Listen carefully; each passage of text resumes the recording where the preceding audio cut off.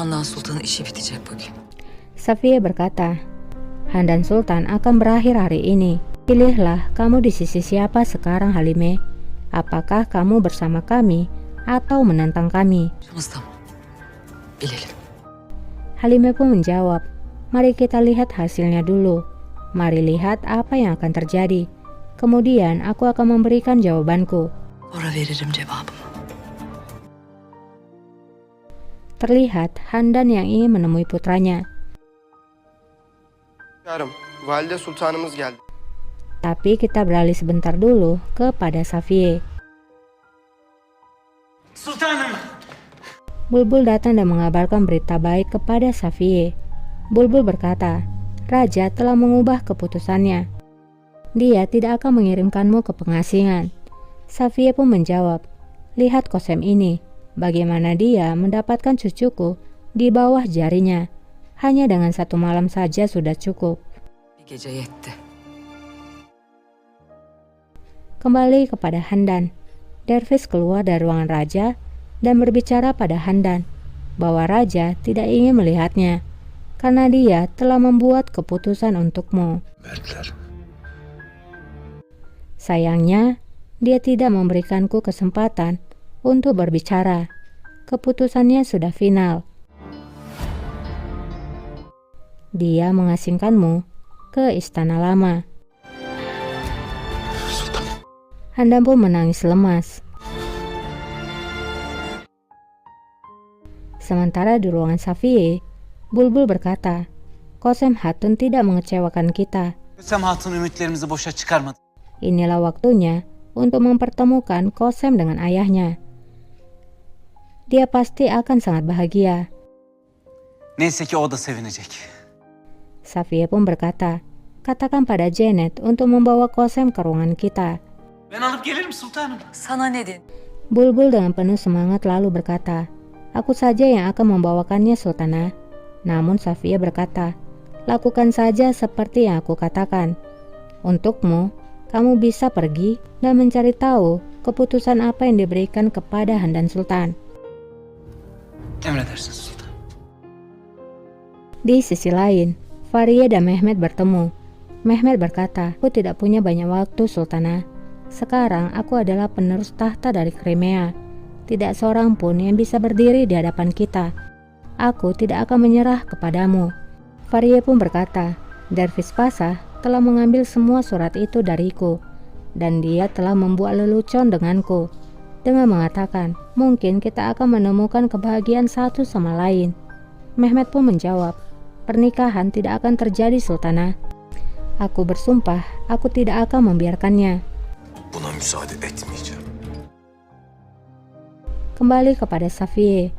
Kosem telah di hadapan Safiye. Kosem berkata, kamu telah tinggal di istana. Handan Sultan telah pergi ke istana lama. Sekarang berikan ayahku. Safiye pun berkata, kami membawamu ke istana ini. Kamu bersama kami. Lalu kamu memberontak melawan kami. Kamu mengkhianati kami. Tidak diragukan, selama ini kami menghancurkan orang yang memberontak melawan kami. İstediğinizi yaptım. Daha ne istiyorsun? Kosem pun menjawab, aku telah melakukan apa yang kamu minta. Apalagi yang kamu inginkan dariku. Safiye pun lalu memberikan kode kepada Janet. Janet lalu mengeluarkan sebuah botol. Kosem pun lalu bertanya, apa maksudnya ini? Safiye pun menjawab, sekali lagi, takdir ayahmu tergantung padamu Kosem. Ayahmu telah diracuni, dan botol itu adalah penawarnya. Jika kamu bisa bertemu dengan ayahmu sebelum nafas terakhirnya, maka dia akan selamat. Kurtulur. Nerede babam? Babam nerede söyle? Kosem pun mengambil botol itu dan bertanya, di mana ayahku? Janet pun menjawab, di tempat yang sama saat kamu ingin menyelamatkannya. Kosem pun segera berlari. Onu kurtarmaya çalış. Kösem Hatun.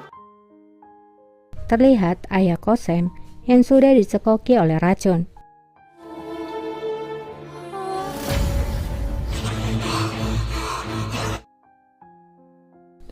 Kembali kepada Kosem.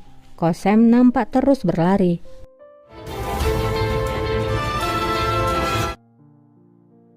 Di lorong istana, Safie dan Handan berpapasan.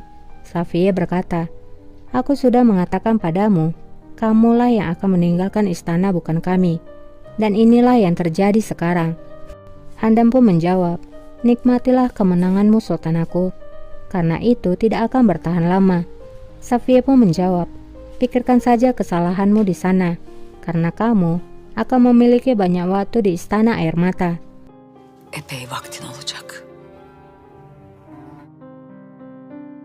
Kembali ke Kosem. Nampak kalau Kosem sudah sampai di Incirli. Ia ditemani oleh Golge dan selir itu. Ia lalu mengambil kunci untuk membuka ruangan itu. Namun ia tidak berhasil. Ia terus mencoba semua kunci itu dengan terburu-buru.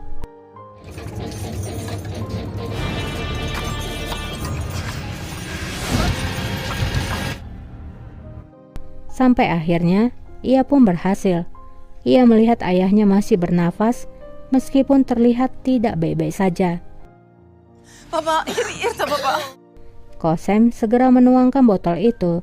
Lalu Kosem berkata, "Aku di sini. Aku membawakanmu penawarnya." Kosem pun lalu menuangkan semua isi botol itu. Kosem tersenyum dan berkata, "Kamu akan baik-baik saja, ayah."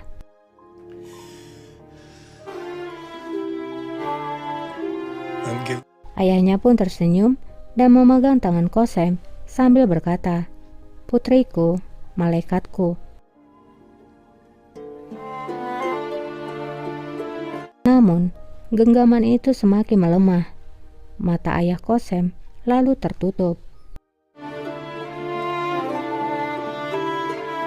Baba, Kosem tanpa sadar telah kehilangan ayah tercintanya. Kosem tidak tahu apa yang sebenarnya terjadi. Ia merasa bingung. Ia lalu memeriksa denyut nadi ayahnya. baba. Baba. Ia memanggil-manggil ayahnya, tapi tidak ada lagi jawaban. Baba. Selir itu lalu mengambil botol itu dan menciumnya. Kosem lalu berkata, "Bukankah botol itu adalah penawarnya?" Selir itu lalu menjawab, "Kosem, ini bukan penawarnya, tapi ini hanyalah air." Jawaban itu membuat hati Kosem menjadi hancur. Ia menangisi ayahnya.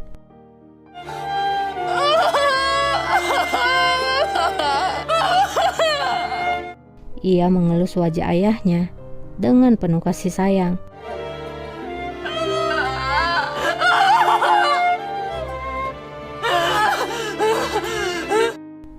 Dadanya sangat sakit menahan kepedihan atas kehilangan ayah tercintanya. Dan Kosem pun pingsan di atas tubuh ayahnya.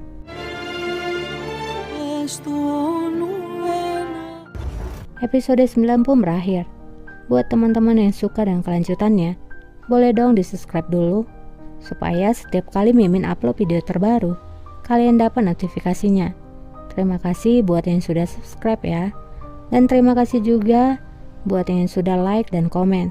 Jangan lupa untuk share video ini, supaya bantu channel ini lebih berkembang lagi.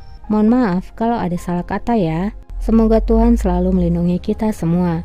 Buat yang lagi berjuang tetap semangat ya. Sampai jumpa. Bye.